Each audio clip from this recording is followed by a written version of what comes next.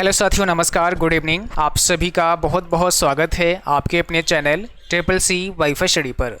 आइए स्टार्ट करते हैं आज के इस क्लास को। जो भी साथी क्लास में आ चुके हैं आप सभी एक बार सेशन को शेयर करें ताकि और भी बच्चे और भी साथी इस क्लास को ज्वाइन कर पाएँ। आज का एक क्लास नंबर 2 है। इससे पहले फर्स्ट क्लास हम आपको करा चुके हैं। अगर आपने वो क्लास नहीं देखा है तो आप सभी चैनल की प्लेलिस्ट में जाएँ, वहाँ पर आपको ट्रिपल सी अक्टूबर एग्ज़ाम नाम से प्लेलिस्ट मिलेगा जिसमें पहला क्लास आपको मिल जाएगा। और इस क्लास को स्टार्ट करने से पहले आप सभी को बता दें, जो भी साथी ट्रिपल सी का बैच ज्वाइन करना चाहते हैं आप सभी के लिए संडे स्पेशल डिस्काउंट ऑफ़र दे दिया गया है। आप जब भी बैच को बाय करें आपको संडे कूपन कोड अप्लाई करना है। जैसे ही आप संडे कूपन कोड अप्लाई करते हैं तो आप सभी के लिए बैच मात्र 299 का हो जाएगा। जैसे यहाँ पर अभी आप देखेंगे जो ट्रिपल सी का बैच आपका दिसंबर का नया लॉन्च हुआ है वो 399 का आपको दिख रहा है, बट आप बाय नाउ पे क्लिक करेंगे और जैसे ही यहाँ पर आपको पहले लॉगिन करना है। लॉगिन करने के बाद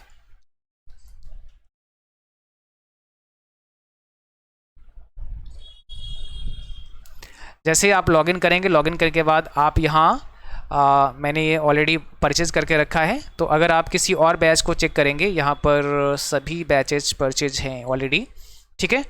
तो आप अगर किसी और बैच को चेक करेंगे, मेन अगर आपने परचेज नहीं किया है तो आप जैसे ही बैच के अंदर जाएंगे और आपको संडे कूपन कोड अप्लाई करना है। जैसे ही संडे कूपन कोड आप अप्लाई करते हैं तो आप सभी के लिए बैच 299 का हो जाएगा।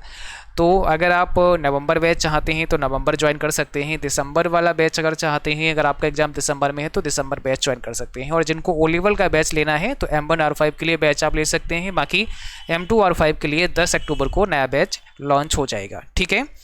चलिए स्टार्ट करते हैं। आज का सबसे पहला प्रश्न आपके स्क्रीन पर आ चुका है और यहाँ पर आपसे पूछा गया है, निम्नलिखित में से कौन सा प्रथम नेटवर्क है। अगर आपसे पूछा जाए कि पहला नेटवर्क कौन सा है, फर्स्ट नेटवर्क की बात की गई है आपसे, और फर्स्ट नेटवर्क कौन सा था, तो यहाँ पर सही जवाब क्या हो जाएगा, ऑप्शन नंबर सी हो जाएगा, ARPANET। आपको पता है सबसे पहले ARPA नाम की कंपनी ने एक नेटवर्क बनाया। ये US में डिफेंस डिपार्टमेंट के द्वारा नेटवर्क डेवलप किया गया था, ARPA नाम की कंपनी के द्वारा, ठीक है ना।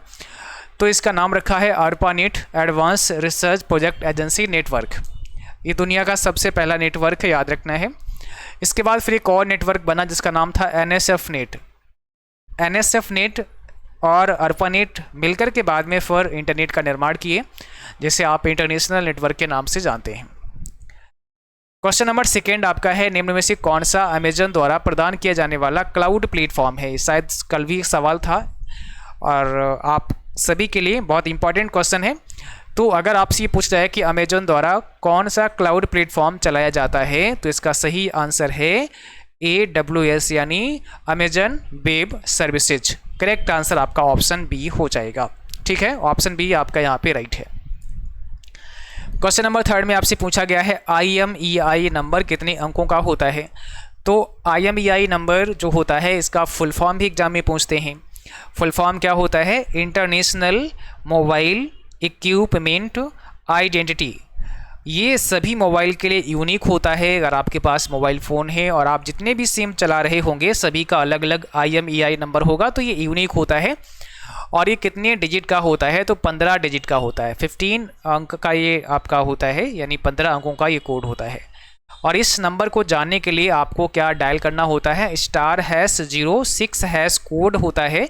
जैसे ही इस कोड को आप डायल करते हैं तो आपके डिवाइस का IMEI नंबर आपको पता लग जाएगा, ठीक है। और ये बहुत इंपॉर्टेंट है। कायदे में तो आपको अपना IMEI नंबर याद होना चाहिए या फिर आप इसको लिख करके अपनी डायरी में रख सकते हैं फ्यूचर के लिए। क्वेश्चन नंबर 4 है, लिब्रे इम्प्रेस में अधिकतम जूम कितना होता है। यानी इम्प्रेस जो आपका प्रेजेंटेशन सॉफ्टवेयर है उसमें अधिकतम जूम कितना होता है, मैक्सिमम जूम कितना होता है। तो देखिए मिनिमम की बात करें तो कितना होता है, इम्प्रेस में 5% होता है, और मैक्सिमम की बात करें तो कितना होता है, 3000% होता है, ठीक है। तो इसलिए यहाँ पर आपका ऑप्शन सी करेक्ट हो जाएगा। क्वेश्चन नंबर 5 है, निम्न में से किसके द्वारा लाइव स्ट्रीम के दौरान वीडियो प्ले और शेयर कर सकते हैं। आप लाइव स्ट्रीम कर रहे हैं, वीडियो प्ले शेयर कर सकते हैं फेसबुक पर। ऑप्शन नंबर वी यहाँ पे करेक्ट हो जाएगा। क्वेश्चन नंबर 6 है, इंस्टाग्राम पर कितने सेकेंड का वीडियो अपलोड कर सकते हैं या कितने टाइम की वीडियो को हम अपलोड कर सकते हैं। बताइए कितनी टाइम की वीडियो हम इंस्टाग्राम पर अपलोड कर सकते हैं। इसका राइट आंसर क्या होगा? तो सही जवाब ऑप्शन पहला होगा, 60 सेकेंड का वीडियो हम इंस्टाग्राम पर अपलोड कर सकते हैं। ठीक है। लिब्रे ऑफिस राइटर एक ओपन सोर्स सॉफ्टवेयर है, यस या नो? इसका सही आंसर आपको देना है।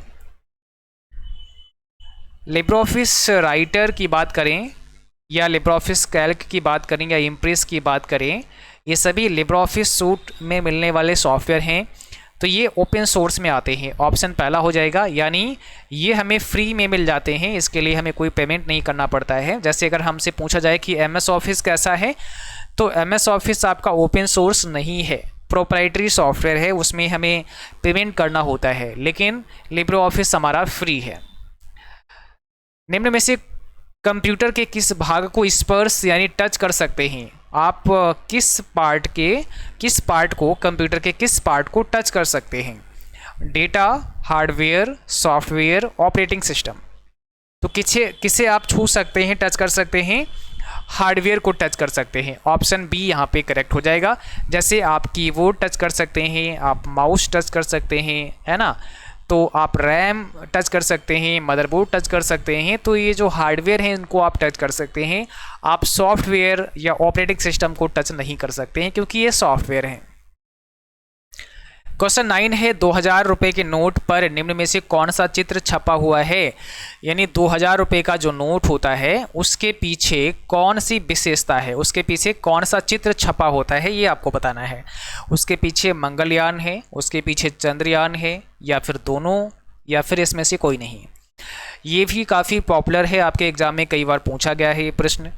2000 रुपये के नोट पर कौन सा चित्र छपा हुआ है? ऑप्शन पहला हो जाएगा, मंगलयान होता है। क्या होता है? पीछे मंगलयान का चित्र है। डैश साइबर अपराधियों द्वारा किया गया एक इंटरनेट घोटाला है जहां उपयोगकर्ता को गोपनीय जानकारी प्रदान करने के लिए डिजिटल रूप से आश्वस्त किया जाता है। यानी साइबर अपराधियों द्वारा किया जाने वाला एक घोटाला जहां उपयोगकर्ता को, यूजर को गोपनीय जानकारी प्रदान करने के लिए उसे डिजिटल रूप से आश्वस्त करते हैं। अब ये मेल के द्वारा हो सकता है, कॉल के द्वारा हो सकता है, किसी प्रकार से आपको आश्वस्त किया जाएगा, आप अपनी गोपनीय जानकारी उनके साथ शेयर करने पर मजबूर हो जाएंगे, तो इसको कहा जाता है phishing attack. Option number D. इसमें क्या होता है, फिशिंग अटैक पे क्या होता है, जैसे कई बार आपको ऑफ़र दिया जाता है लॉटरी के लिए कि भैया आपका लॉटरी निकला हुआ है, या कई बार ऐसा कहते हैं कि भैया आपका जो डेबिट कार्ड है वो एक्सपायर हो गया है ना, इसको रिन्यू करवाने के लिए कुछ डिटेल्स आपसे मांगी जाती हैं।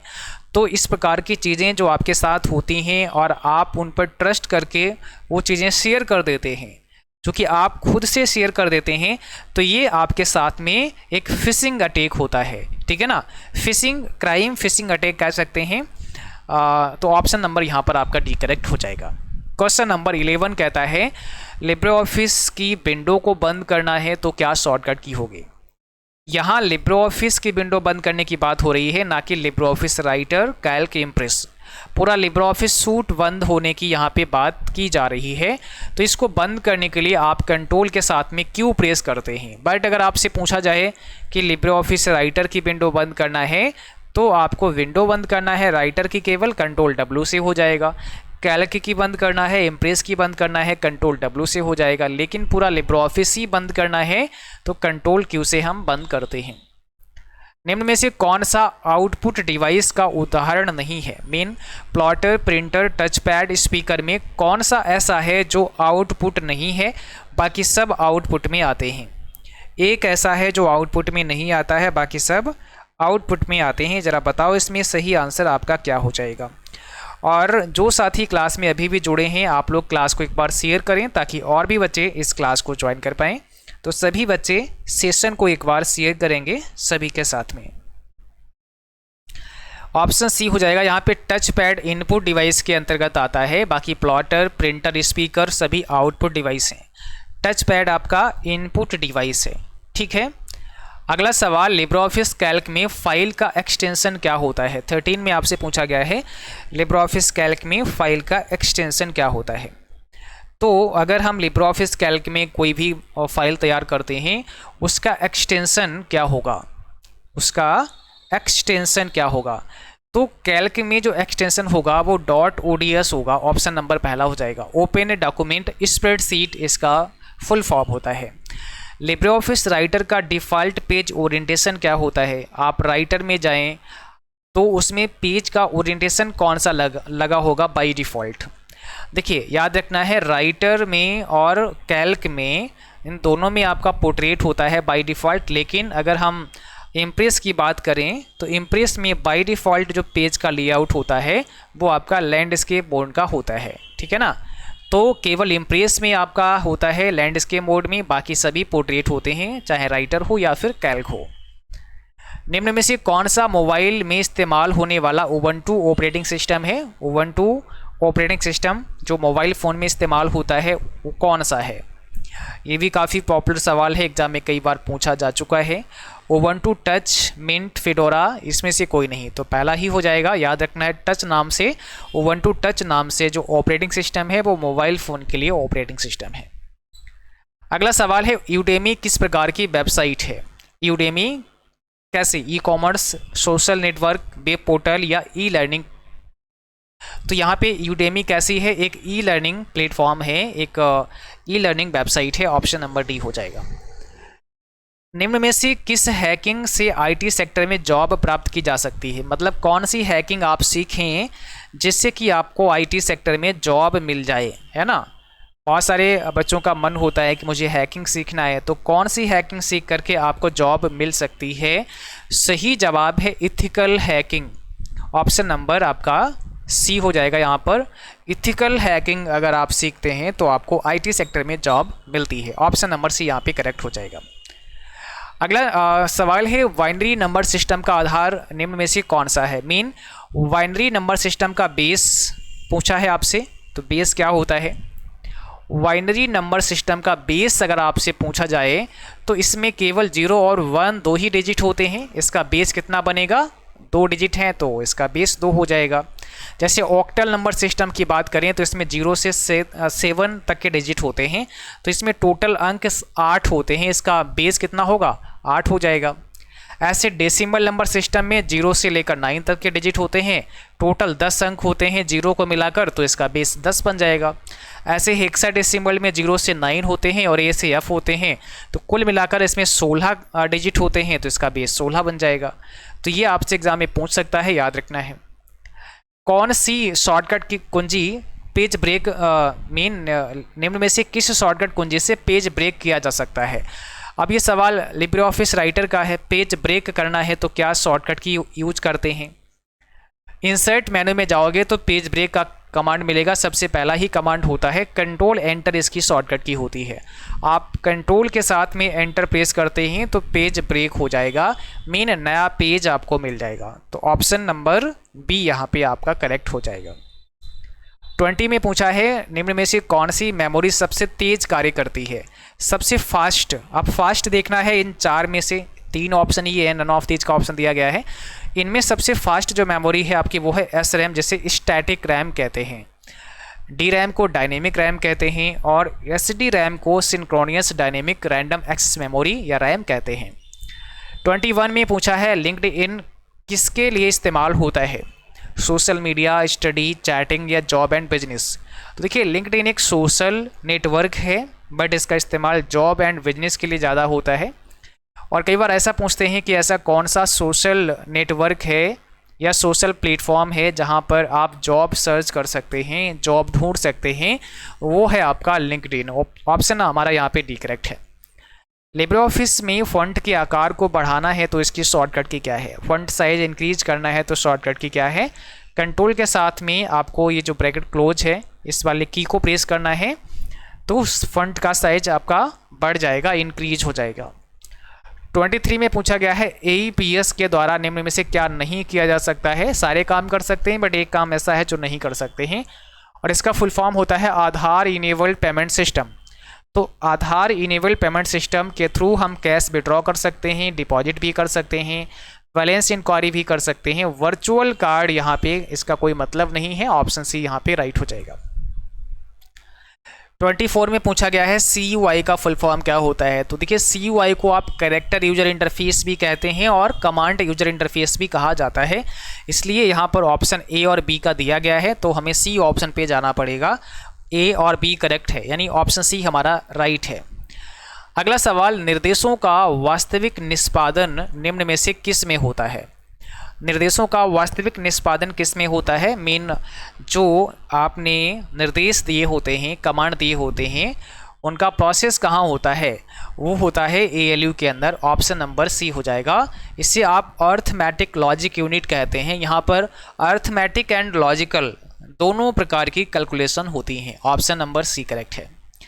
अगला सवाल है, इंसाइक्लोपीडिया के लिए कौन सी वेबसाइट सबसे उत्तम है, सबसे अच्छी है। Google, ask, Wikipedia, Yahoo. तो कौन सा सबसे अच्छा इंसाइक्लोपीडिया या विश्वकोश, अगर आप हिंदी में कहें तो विश्वकोश, ठीक है ना। तो यहाँ पे क्या हो जाएगा आपका करेक्ट आंसर।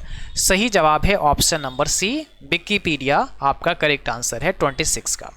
तो आज के सेशन में बस इतना ही। 26 प्रश्नों को आज की इस क्लास में शामिल किया गया था। बाकी कल संडे है और कल आपकी क्लास क्लोज रहेगी, ठीक है ना। कल आपकी एप्लीकेशन पे तो क्लास वैसे भी संडे को क्लोज रहती है, बट कल आपकी यूट्यूब वाली भी क्लास क्लोज रहेगी। तो अब आपकी नेक्स्ट क्लास जो होगी वो मंडे को होगी, और मंडे को क्लास का समय वही शाम 8:30 बजे, ठीक है।